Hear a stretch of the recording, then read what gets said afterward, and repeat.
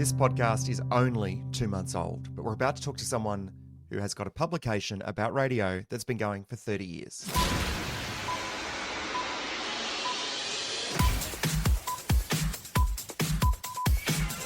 Steve Ahern founded Radio Info 30 years ago. Steve, the first thing I'll say is that's almost impossible. Did you start it in primary school? Thank you so much. Very nice of you.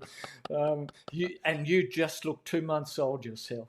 Oh, great. Thank you. Well, congratulations. What an amazing anniversary. Thank you. Yeah, it feels really good. I was wondering whether we should do anything about it and let people know, because generally I like to let the work speak for itself. But a few people, including you, suggested that we should make something of it, and you were right. Absolutely. I'm glad. And I think that, you know, when I think back to that time 30 years ago, I mean, we're talking 1996, which is kind of, well, it's not exactly pre-internet, but it's pretty close. What gave you the idea to even start it then? Yeah, I was working at the ABC, and that was a beautiful, hermetically sealed environment where they were trying very hard to ignore the internet at that time. Right. But I've always been interested in technology, so I was kind of finding out what was going on.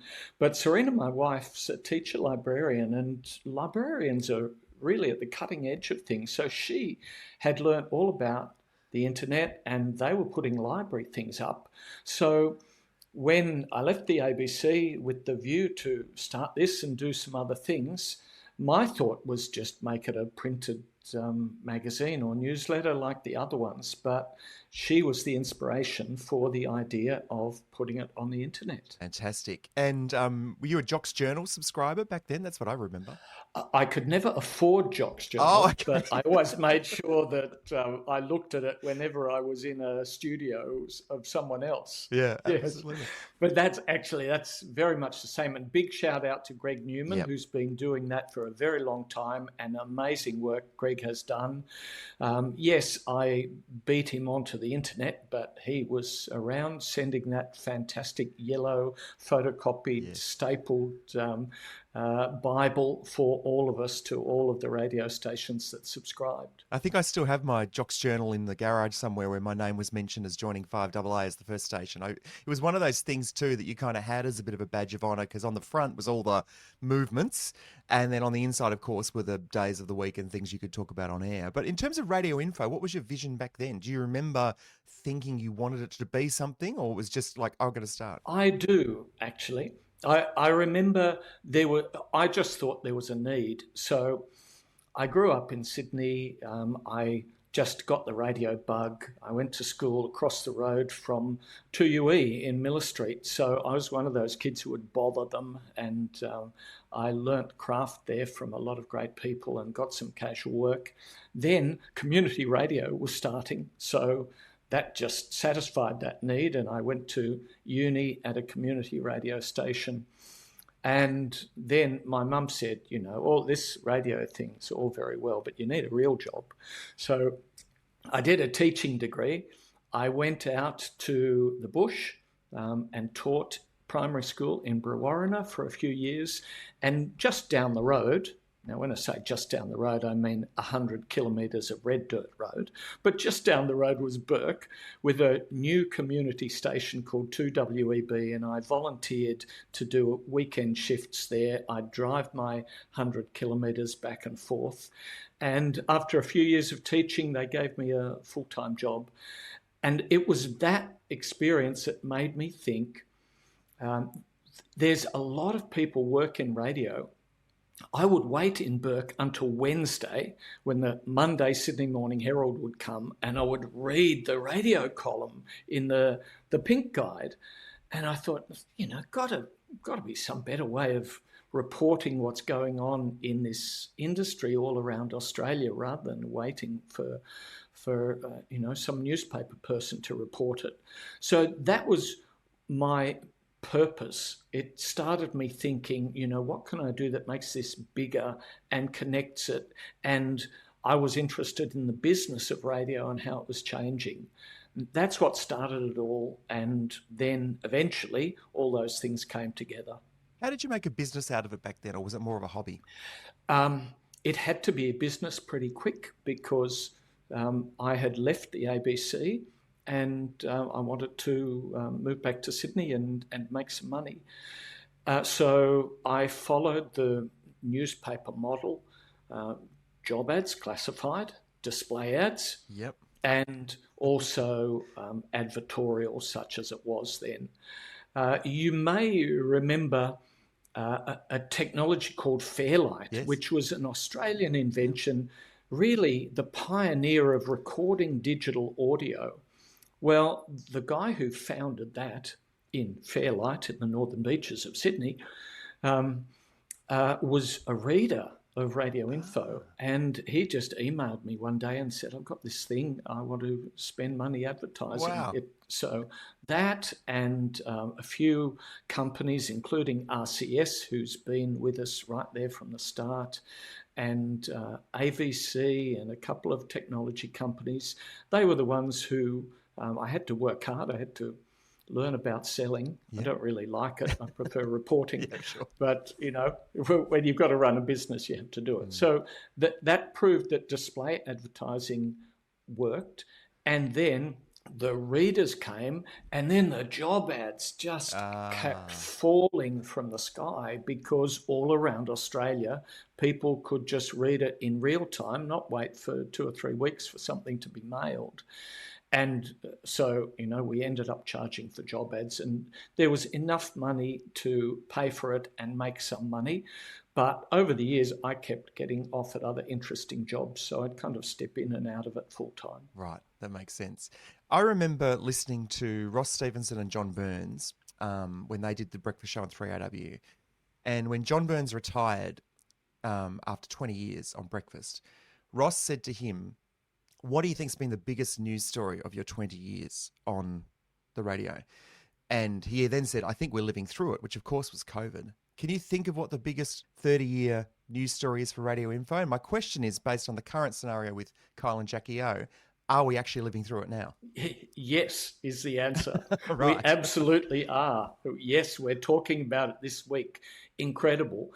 But you also, when you've lived through the time, the 30 years, you see the significance of it. So, yes, this is the biggest story, but what was it? More than a decade ago, the biggest story was also Kyle and Jackie O leaving 2Day FM to go to KISS. And then the big stories before that were other personalities leaving, like John Laws leaving one station and taking his audience with him, and Alan Jones doing the same.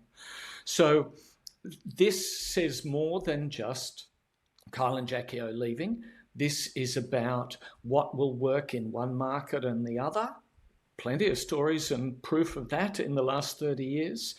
It's a story about when personalities get bigger than the station brand, and you need them because they bring in the revenue, but, you know, they've got you by the throat because if they leave, as was proven to Max Moore-Wilton, the chair of 2Day FM or Austereo at the time, and the corporate people who said, this guy's too much trouble, you know, he wants too much money, don't sign him up again, and then just turned their heads and looked around and looked for a new person. And Kyle and Jackie O left, went to ARN, it made them vulnerable to poaching, and took all their audience with them. So there's more than just one lesson about personalities leaving. It's a whole lot of lessons about will things work in different markets, the value of localism, personalities, brands, etc. Absolutely. And look, there's no doubt that I think it's driving probably a lot of clicks and a lot of interest for you at the moment. Oh, I can't believe it. I was watching the stats on the days that a new twist broke, and within, you know, as you know, I'm sure on websites you can see analytics and you see them down to the 30 seconds. So at moments when we would be getting, you know, a handful of readers in 30 seconds or at best 100, it was 1,000 people just flooding the website to read about Kyle and Jackie O. in every 30 seconds. It's amazing. And I think most of even just the consumer news sites, news.com.au and others, are probably seeing the same thing. Yes, and that's an interesting thing, because we're covering it. We're trying to do it responsibly, as are you when you talk about it, and the serious publications. But then in mainstream, it's just clickbait, because all those listeners who may not understand the industry side of it, they're just interested in what's happening with Kyle and Jackie.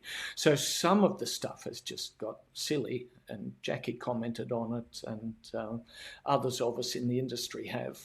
So there's two styles of reporting. One's industry reporting, and the other's just celebrity personality clickbait. Yeah, that makes sense. Steve, in terms of 30 years, is there an interview that got away? Is there someone you would have loved to have talked to for Radio Info and for whatever reason didn't happen? John Cleese was very rude, right, when he was out at the ACRAs. That's right. And he declined. I mean, that's part of his act. It was very funny. But he declined to do a full interview. I was there at the ACRAs. I had my microphone. I got a few words from him, which was basically, bugger off.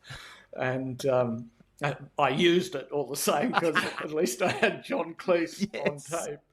But he didn't give me a full interview, which I had been hoping for, planning for, asking for down at official channels. But, whatever moment he was at that day, it was off. Right. So I missed him. And what about from a personal perspective? What's a highlight of the 30 years? Is this something you can point to, either an interview, a news story, or just a moment where you hit a critical audience number, you went, okay, I feel like we're doing well here? Actually, some of the things are the small, gentle, regional things. I remember a regional PD, I think his name was Wade Kingsley, and we mentioned him in movements, and I think there was a couple of job ads when you were looking for staff. Actually, to me, it's those little connections. I know the names of hundreds, if not thousands, of radio people who are not famous like Kyle and Jackie, but they're the backbone of this business. Yeah. And to me, I love that.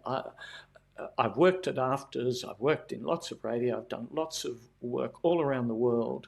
It's the people in this business that really matter to me, and I love the connection, big or small, with everybody who I've written about. So when I sit down to write something, sometimes it should just be a little mention or whatever, but then I think, no, this person was here and did that. I look back at movements, and it becomes not just 3 paragraphs, but 10 paragraphs. Beautiful. Steve, congratulations. 30 years is a huge achievement for anything really in life, but to do it continually reporting on radio and to still have the passion and interest and desire to do great reporting, have those phone calls like you got last week just out of nowhere from Kyle, be able to report on things that are of importance to the industry. Well done, and congratulations on 30 years. Thanks, Wade, and thanks to everybody who's read Radio Info over the years. Steve Ahern there from Radio Info. And Radio Info really is the gold standard in Australia. radioinfo.com.au if you want to have a look. 30 years of excellent reporting, consistent, credible information that really everyone in the radio industry needs to see. So well done to Steve and the team at Radio Info. Tomorrow, another new episode. We're almost on the daily at the moment here at the Quarter Hour. There's so much going on. We're going to be talking to Jamie Wood, who's the host of Media Sales Mastery. Now, Jamie's going to talk to us about what to do in a sales environment when you have a situation like ARN do with Kyle and Jackie O.